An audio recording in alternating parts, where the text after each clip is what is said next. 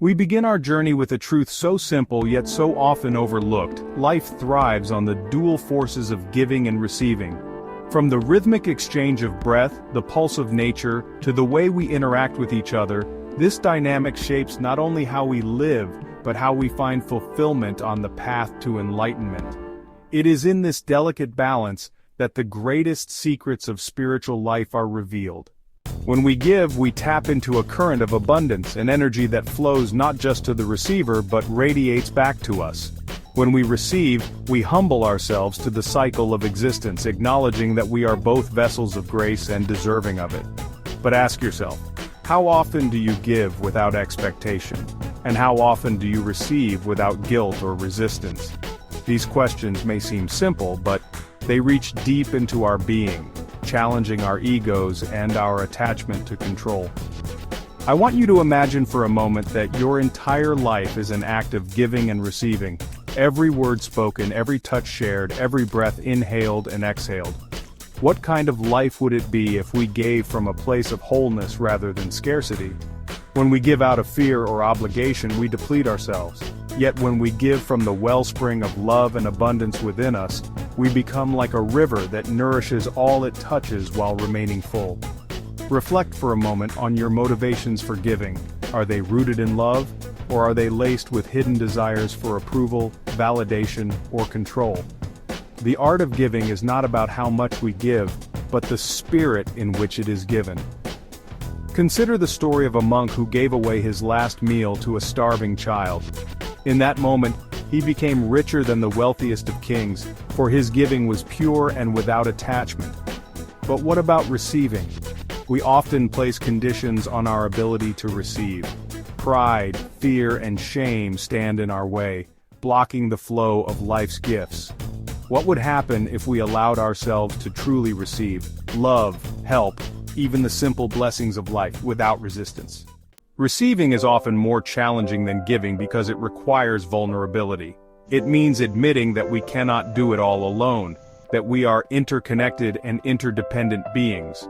To walk the path of enlightenment is to open ourselves to both giving and receiving in equal measure, knowing that one cannot exist without the other. So I ask you, when was the last time you received fully and with an open heart? And when was the last time you gave without any expectation of return? Life, in all its complexity, finds harmony in the balance of these two forces. But the question is, how do we cultivate this balance in our daily lives?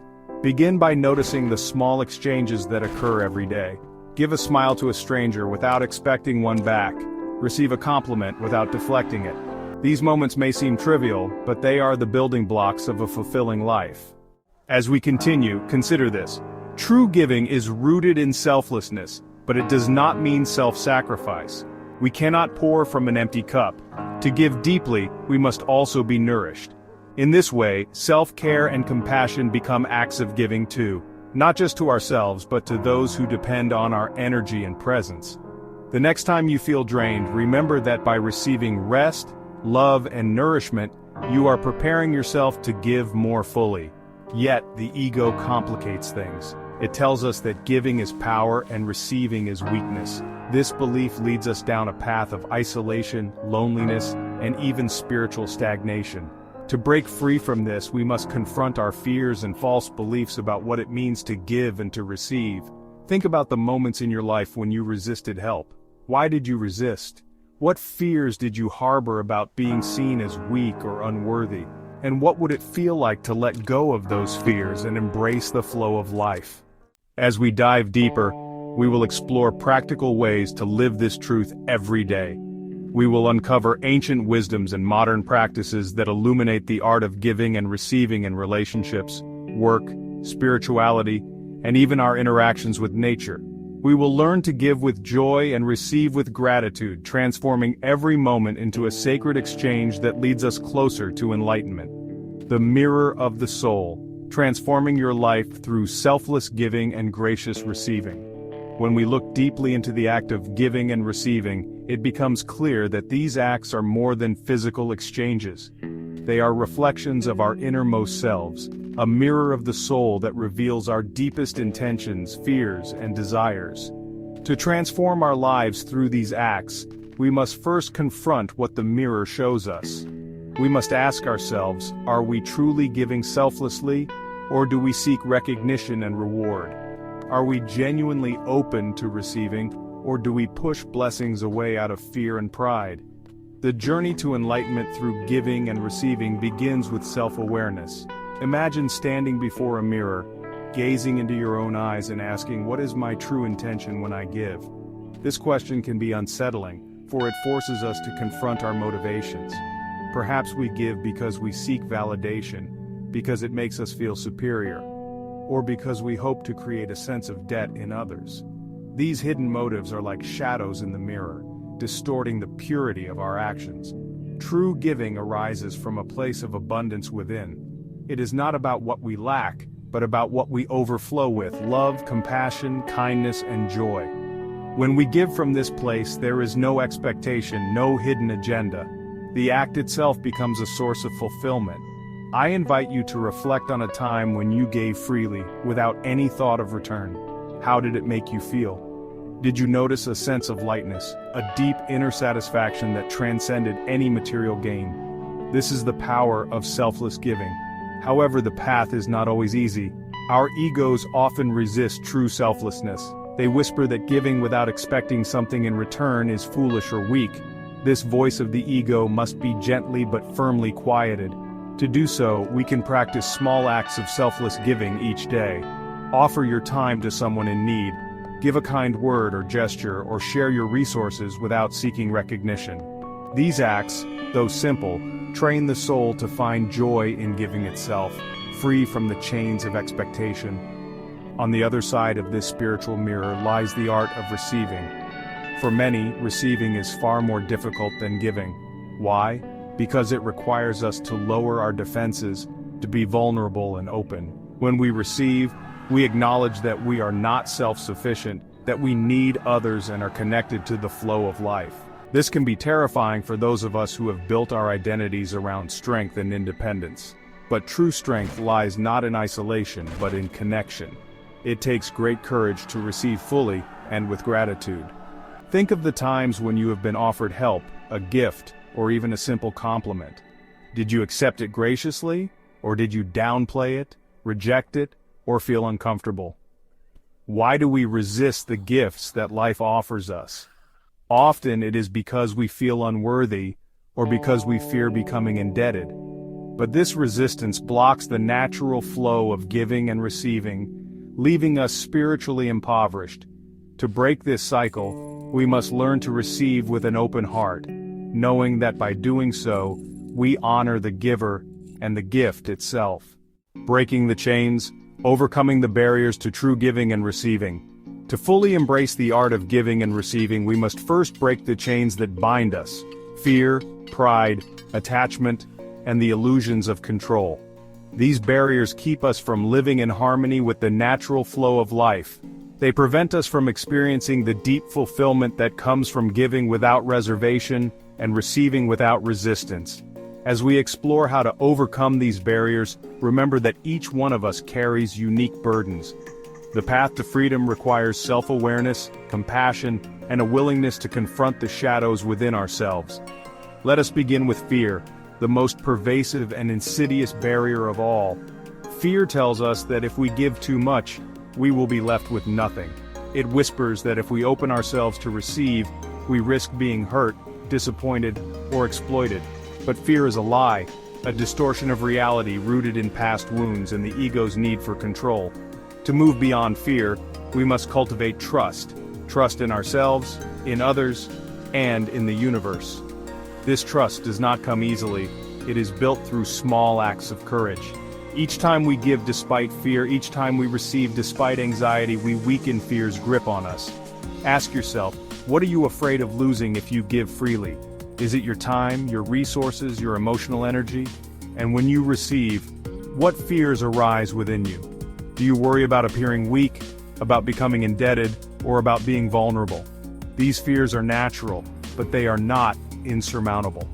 The first step in overcoming fear is to acknowledge it without judgment. Fear loses its power when we bring it into the light of awareness. Pride is another barrier that often disguises itself as strength or self-reliance. Pride tells us that we must be self-sufficient, that to ask for or accept help is a sign of weakness. But true strength lies in humility, the willingness to give without seeking praise, and to receive without feeling diminished. Pride can also distort our giving, leading us to give out of a desire for recognition or superiority. To overcome pride, we must practice humility. This does not mean devaluing ourselves, but rather recognizing that we are all interconnected, that none of us can thrive alone. Consider a simple practice. The next time you give, do so anonymously. Let go of the need for acknowledgement or praise. Notice how this shifts your experience of giving. Similarly, the next time someone offers you help or a gift, accept it graciously, without diminishing yourself or the giver. Humility allows us to see giving and receiving as acts of connection, rather than displays of power. Attachment is perhaps the most challenging barrier to overcome. We become attached to outcomes, to the idea of what we think giving and receiving should look like. We give with strings attached, hoping for a specific result. We receive with expectations, placing conditions on our gratitude and openness.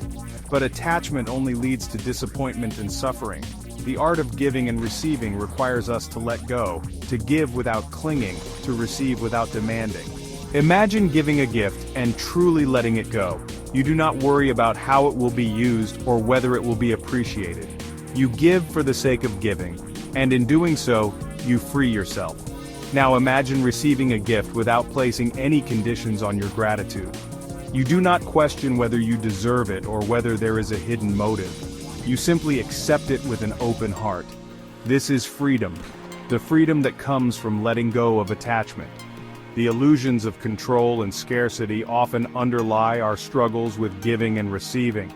We believe that by controlling what we give and receive, we can protect ourselves from loss, pain, or disappointment. But control is an illusion. Life is inherently unpredictable, and true abundance is found not in hoarding or grasping, but in trusting the flow of life. Scarcity, too, is a false belief. The universe is abundant, and when we give and receive in alignment with this truth, we open ourselves to infinite possibilities. To overcome the illusions of control and scarcity, we must cultivate a mindset of abundance. This does not mean reckless giving or blind acceptance. It means recognizing that there is enough love, enough resources, enough time. When we give from a place of abundance, we become a source of abundance for others. When we receive with an open heart, we reinforce the flow of abundance in our lives and the lives of those around us. Reflect on your own life. Where are you clinging to control? Where do you operate from a mindset of scarcity?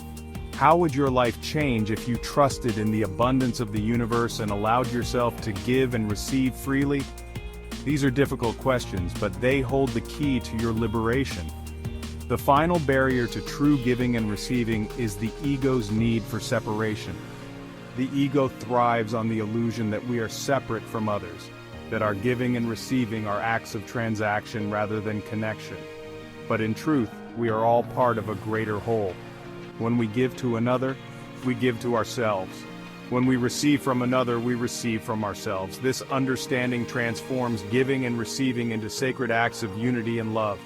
To transcend the ego, we must practice compassion and empathy. When we give, we must see ourselves in the receiver. When we receive, we must honor the giver as a reflection of ourselves. This is the essence of spiritual fulfillment, the realization that there is no separation between us and the world around us. We are all connected in a web of giving and receiving that extends far beyond what we can see or understand. As we conclude this exploration, I invite you to make a commitment to give with an open heart, to receive with gratitude, and to live in harmony with the flow of life. This is the art of living a fulfilling life on the path to enlightenment. The journey is not always easy, but it is worth every step. So I leave you with one final question. What are you willing to give and what are you willing to receive in order to live a life of true fulfillment and enlightenment?